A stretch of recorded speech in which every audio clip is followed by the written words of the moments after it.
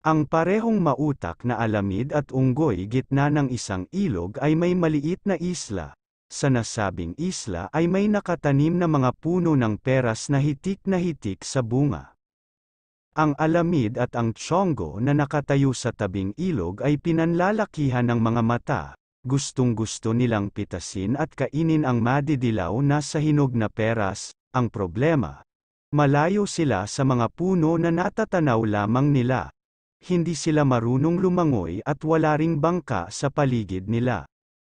Nagkasundo ang dalawang kumuha sila ng malalaking sanga ng mga puno sa paligid. Pinagtabi-tabi nila ang mga ito at itinali ng mga yantok. Nang mapahaba ang tulay ng mga sanga ay itinulak nila ito sa tubig.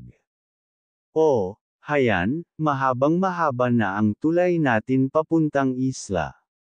Pwede na tayong lumakad sa ibabaw ng tulay upang kunin ang mga peras sa isla, paliwanag ni Chongo.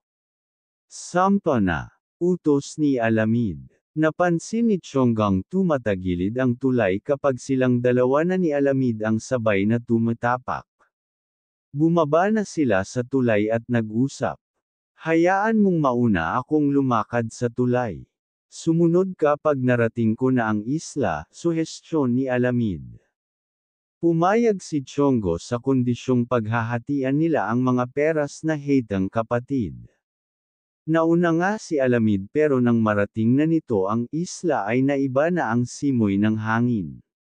Ngangisi-ngisi nitong inakyat ang mga puno. Pagkarami-raming peras. Lahat ng peras ay akin. Wala akong itit iris sa iyo. Matagal na naghintay sa tabing ilog si Chongo. Galit na galit ito sa di pagtupad ni Alamid sa napag-usapan nila. Upang makaganti ay may naisip na estratehiya ang Chongo. Hinatak niya ang tulay papuntang tabing ilog. Nang makita ni Alamid na papalayo na sa isla ang tulay ay nagtatalon siya sa takot. Maawa ka, Chongo. Maawa ka. Ibalik mo ang tulay. Hahatian kita ng peras. Pangako. Nagtatalon sa takot ang Alamid. Ikaw ang magpahinog. Bulong ni Chongo. Paano mo ko mahahatian inubos mo na lahat ang peras? Kailangan pang hintayin ang 1 taon para mamulaklak at magbunga ang puno. Iyon na lahat ng peras. Akin naman ang tulay sa tabing ilog ko papalayo sa isla mo.